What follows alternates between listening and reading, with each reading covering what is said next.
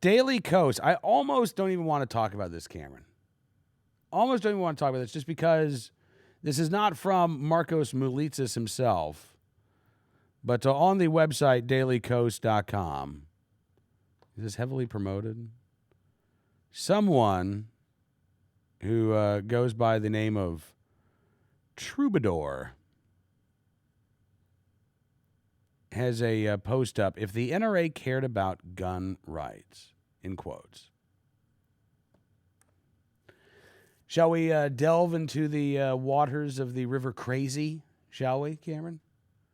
I'll watch for the curse words. I'm not that Ron Burgundy-esque. I can stop myself. If the NRA cared about gun rights by Troubadour, they wouldn't support policies that take away the ability of thousands of people every year to keep and bear arms because they're dead. By this simple fact, the NRA reveals itself not to have any concern for gun rights or gun owners, but merely to be an advocate for the gun business, a quasi-criminal syndicate of shady industrial corporations for whom the deaths of their customers and innocent bystanders are actually more profitable than keeping them alive. Oh, this one knows how to bring the crazy. As long as the death rate, says Troubadour, is low enough for people in general to still leave their houses to visit a gun store, murder is all profit for them. It perpetually sows the seeds of fear, insecurity, paranoia, alienation, and rage that bring more people to patronize their business. Okay. I'm going to skip a little bit of the crazy just because it'll take a long time to get through this. I'll share and then we'll discuss, because really this isn't something you respond to. It's not like I can break this down sentence by sentence and fisk it, because it's just all one big pile of crazy. Quote, the NRA and its fellow traveler gun anarchy organizations have nothing whatsoever to do with constitutional rights. Got that? Because Troubadour says so. They're a priesthood of murder, fanatically committed to the promotion of human destruction and suffering, because at their core are businesses that depend on it and that could not financially survive on the idle interests of hobbyists in a safe and secure America.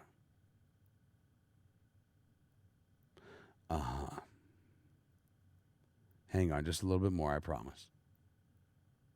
For decades, this vile exercise in the banality of evil has driven murderous civil wars and genocides throughout the world without any sort of consequences blowing back on them, and now they have brought their agenda home. Now, says Troubadour, the American people are the grist for their mill, grinding human bodies of all ages to make their bread. Ew. And cavalierly dictating terms to the U.S. government in the face of overwhelming outcry from 90% of the citizenry. 40 people, Troubadour, showed up to protest the NRA annual meeting. All right? Not exactly overwhelming. They would have gotten lost in the men's room. No one is free, says Troubadour, while the manufacturers of arms can overrule and hijack the Constitution. Is Troubadour texting me? No. No one is free while the manufacturers of arms can overrule and hijack the Constitution without the consent of the people whose lives they harvest like demons in business suits.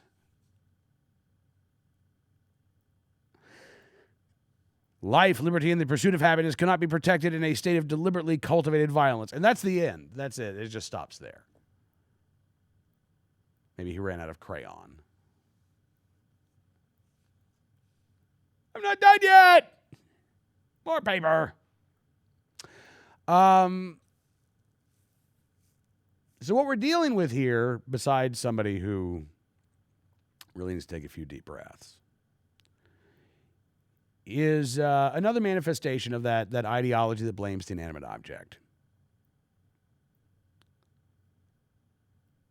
Troubadour says, for decades, this vile exercise in the banality of evil has driven murderous civil wars and genocides throughout the world with any sort of consequences blowing back on them, and now they brought their agenda home. Newsflash for Troubadour. There have been civil wars. There have been genocides. There have been terrors. Long before the invention of the firearm. There have been genocides. There have been terrors. There have been millions of lives lost in the 20th century where arms were not supplied by Western gun makers,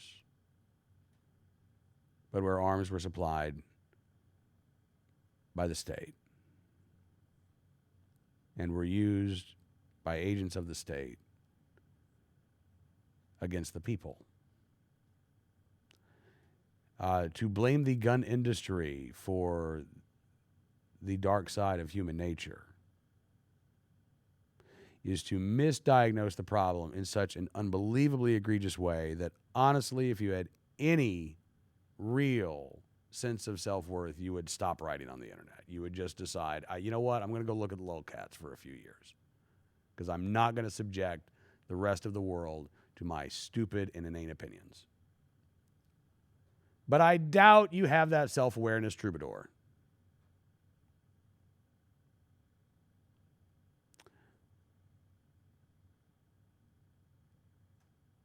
Troubadour says, the NRA reveals itself not to have any concern for gun rights or gun owners, but merely to be an advocate for the gun business, a quasi-criminal syndicate of shady industrial corporations for whom the deaths of their customers and innocent bystanders are actually more profitable than keeping them alive. Like, really, like, how do you respond to that other than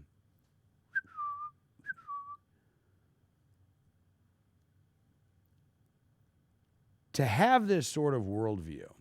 Which, by the way, okay, so we get rid of the firearms manufacturers. Just Troubadour becomes emperor of the U.S. tomorrow through some horrible misunderstanding. And he says, executive order time for Emperor Troubadour. We're shutting down the gun manufacturers. So when it comes time for my neighbor, the county sheriff, to order some new firearms for his deputies, what exactly happens? I don't know where Troubadour lives, but when the police, who will need to have new firearms, again, we just shut everything. I know Troubadour doesn't want us to have guns. I assume he would still want the police to have guns for at least a few years, right, until everything settles down and utopia springs up like daffodils in the springtime, rising from the manure of Troubadour's orations. We'll still need, somebody with guns to protect us. Where do they get their guns? Where do they get their ammunition?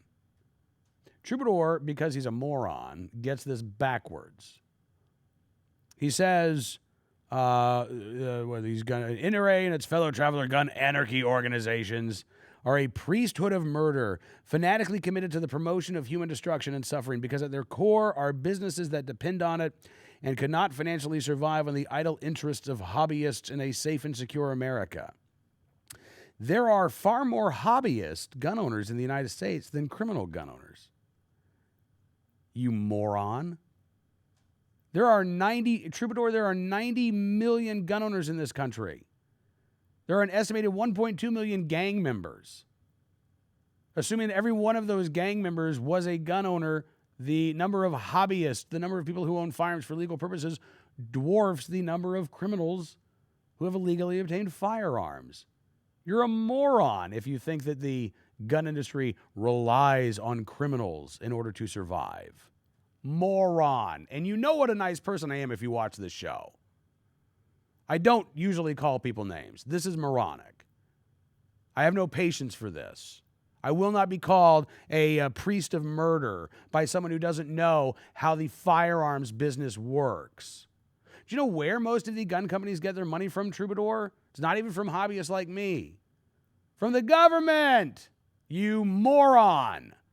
From military contracts, moron. From law enforcement contracts, moron. And then from the civilian number of gun owners, moron. That's where the gun companies get most of their money.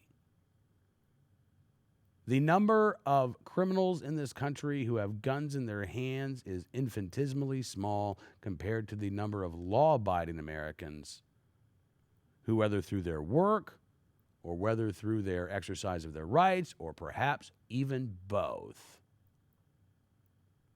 lawfully own firearms. Pull your head out of your rear end and consider this from the perspective of the real world, troubadour. No one is free, he says, while the manufacturers of arms can overrule and hijack the Constitution without the consent of the people whose lives they harvest like demons in business suits. Troubadour. The day before the vote was taken on the Manchin-Schumer-Toomey bill in the Senate, Senator Heidi Heitkamp said that the phone calls into her office were running 7-1, saying, don't vote for this. Now listen, you may think that these demons in business suits can conjure up all kinds of stuff, but I guarantee you they've not invented the gun that can pick up a phone, dial it, and register their opinion saying, don't vote on this issue, thank you. My name is Bob. My name's Bob. Thank you, click. They don't have those guns, troubadour. Those were honest to goodness human beings who picked up that phone. Moron. The fact is, you want to overrule and hijack the Constitution. One of your tags on your post is repeal or amend the Second Amendment. You, moron, are the one who wants to change, hijack, overrule the Constitution without the consent of the people. Now, here's the thing, troubadour. Clearly, you know how to type, or at least you know how to write out in crayon and have somebody type for you. There lurks somewhere inside that noggin of yours the ability to think to one degree or another. Try it. Please. Try it. Try not thinking, how can I impress the readers of Daily Kos with my insane ramblings? I know, I'll call them priesthood of murder. Clickety, clickety, clickety. Try not to do that for like a week. And instead, try to listen to this show. Troubadour, you listen to this show for a week, I may even let you on for like 10 minutes. That's my offer for Troubadour of Daily Kos. And if you can speak intelligently, if we can have an actual honest-to-goodness rational debate without you calling me a priesthood of murder, I will even take back the moron comments. The choice is yours, moron. Choose wisely.